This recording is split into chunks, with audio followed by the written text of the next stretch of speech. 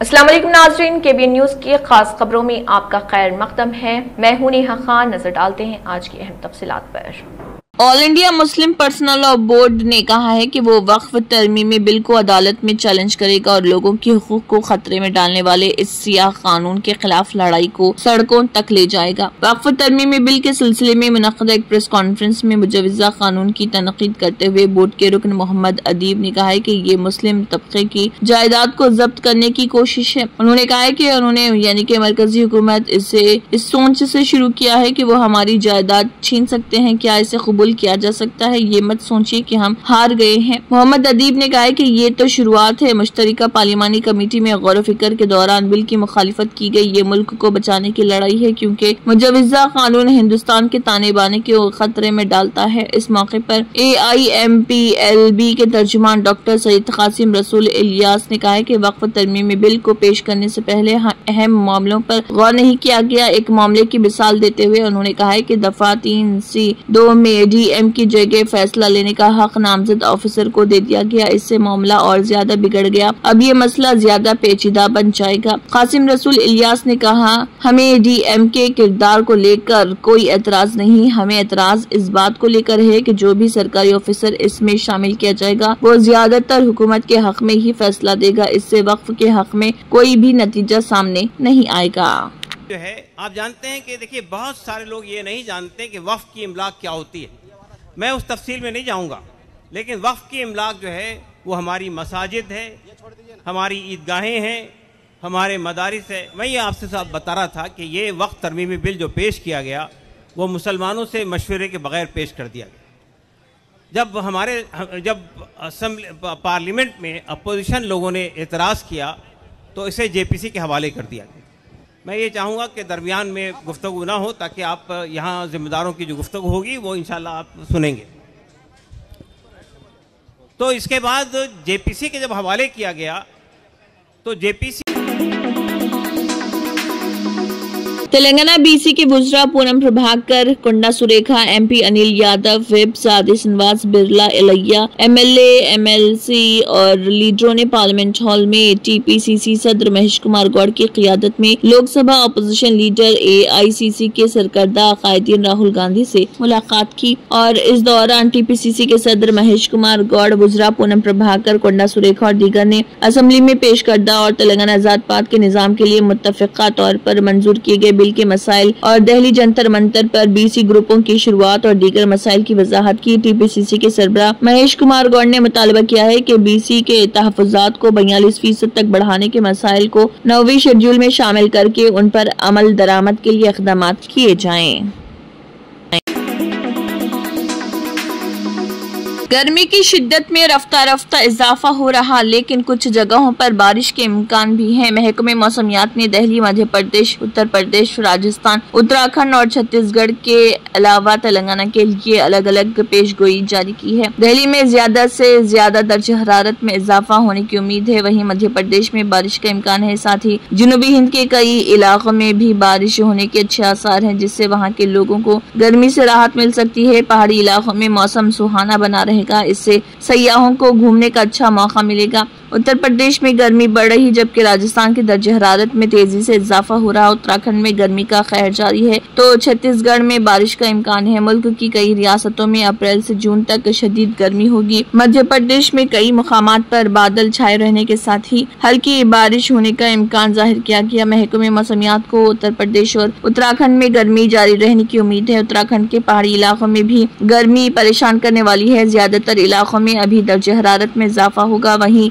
रियासत के मैदानी इलाकों में दर्ज हरारत 37 डिग्री सेल्सियस तक पहुंच सकता है। तेलंगाना और कर्नाटक के कई इलाकों में तेज हवाएं चलने के साथ ही भारी बारिश हुई है। महकमे मौसमियात की तरफ से ये बात जाहिर की गई है। मुल्क की राजधानी दिल्ली में कम से कम दर्ज हरारत 19 डिग्री सेल्सियस और ज्यादा से ज्यादा 38 डिग्री सेल्सियस रह सकता है। महकमे मौसमियात के मुताबिक दिल्ली के आसमान में जुज़वी तौर से बादल छाए रहे। वैसे महकमे मौसमियात ने सिलसिले में मौसम से जुड़ी किसी भी तरह की वार्निंग जारी नहीं की।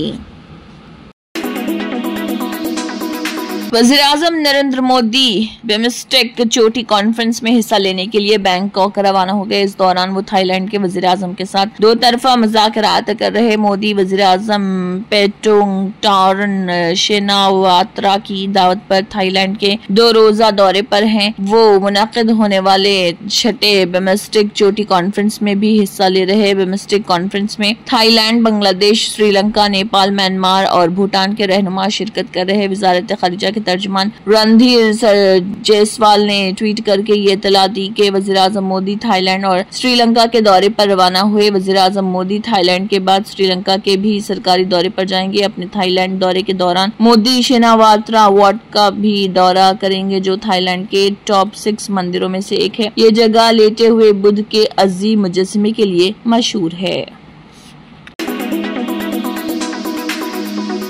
सुप्रीम कोर्ट ने सभी रियासतों और मरकज के ज़ेर इंतजाम इलाकों के director general of police DGP को इंतबाह किया कि गिरफ्तारी से मुतल्लिक़ क़वानीन, ज़ाब्तों और रहनुमा उसूल की खिलाफ वर्जी करने पर सख्त कार्रवाई की जाएगी। अदालत उज़्मा ने इस बात पर जोर दिया कि मुजरिम के साथ भी कानून के मुताबिक ही सलूक किया जाना चाहिए, जो कुछ मुजरिमीन के हुकूक और तहफ़्फ़ुज़ की गारंटी देता है। जस्टिस एहसानुद्दीन अमानुल्लाह और जस्टिस प्रशांत कुमार मिश्रा की बेंच ने कहा है कि पुलिस रियासती निजाम का एक अहम हिस्सा है, जिसका समाज और खास तौर से लोगों के तहफ़्फ़ुज़ पर सीधा असर पड़ता है। अदालत ने 2 टुक लहजे में कहा कि पुलिस ऑफिसरों को अपनी हद नहीं पार करनी चाहिए। अदालत ने कहा, पुलिस में लोगों और समाज का यकीन बनाए रखना बहुत जरूरी है। बेंच ने 26 मार्च को अपने एक हुक्म में कहा कि पहली नजर में उसे देखने से यकीन पैदा नहीं होता, बल्कि ऐसा मालूम होता है कि उसे सिर्फ रस्मी तौर पर पेश किया गया। दरअसल सुप्रीम कोर्ट का ये तबसरा उस वक्त सामने आया था जब एक शख्स ने इल्जाम लगाया कि हरियाणा पुलिस ने उसे गिरफ्तारी कानून की खिलाफ वर्जी करते हुए हिरासत में लिया और हिरासत के दौरान पुलिस थाने के अंदर उसके साथ जिस्मानी ज्यादती का सलूक किया गया। इस दलील की हिमायत में अर्जी दहिंदा के वकील ने अपने भाई के जरिए इसी दिन मुतल्लिका SP को अपने भाई की मुबैना गिरफ्तारी के ताल्लुक से भेजे गए ईमेल का हवाला दिया था।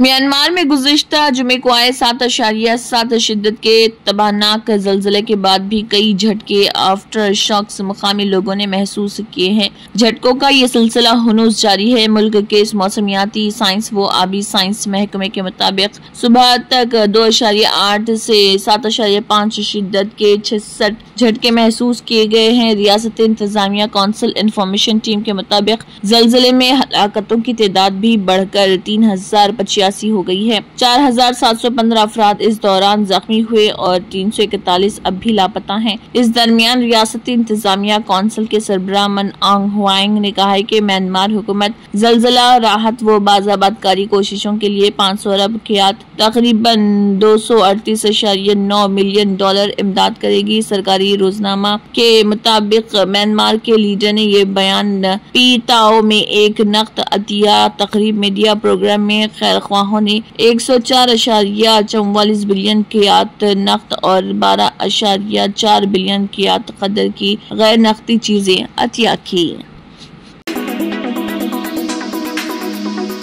अमेरिकी सदर डोनाल्ड ट्रंप ने हिंदुस्तानी बरामदात पर 26% टैरिफ का ऐलान कर दिया है। हिंदुस्तान समेत दुनिया के कई बड़े मुल्कों पर भी अमेरिका नए टैरिफ लगाने जा रहा, जिससे पूरी दुनिया में हलचल पैदा हो गई है। हिंदुस्तान पर अमेरिका के जरिए 26% टैरिफ लगाए जाने के बाद ये बहस तेज हो गई कि इसका हिंदुस्तान पर कैसा असर पड़ेगा। रिपोर्ट के मुताबिक इससे भारत के कई सेक्टर में नुकसान हो सकता है। इनमें टेक्सटाइल, जेवरात, इलेक्ट्रॉनिक वगैरह सेक्टर को शामिल किया गया। ट्रंप ने ये रेसिप्रोकल टैरिफ उन ममालिक पर लगाया है जो अमेरिका के मुताबिक उनसे अच्छा खासा टैरिफ वसूल रहे थे। जो भी मुल्क अमेरिका से आई अशिया पर टैरिफ वसूल रहा था, अब अमेरिका भी उन मुल्कों से इतना ही टैरिफ वसूल करेगा। रिपोर्ट में बैंकिंग और इंटरनेशनल स्टॉक के माहिर अजय बग्गा ने टैरिफ मामले पर कई अहम बातें बताई। उन्होंने कहा कि ये अमेरिकी टैरिफ कई हिसाबात पर मबनी है। इनमें कस्टम ड्यूटी, करेंसी में बदलाव और GST को भी शामिल किया जाएगा। इसके साथ ही उन्होंने कहा कि अमेरिका ये टैरिफ नाफिज करके अमेरिका फर्स्ट और अकेले होने वाली ज़हनियत की तरफ बढ़ रहा। अजय बग्गा ने यह भी बताया कि ट्रंप के टैरिफ से किन सेक्टर पर असर पड़ सकता है। उनके मुताबिक हिंदुस्तान के घरेलू बाजार पर इसका असर देखने को नहीं मिलेगा।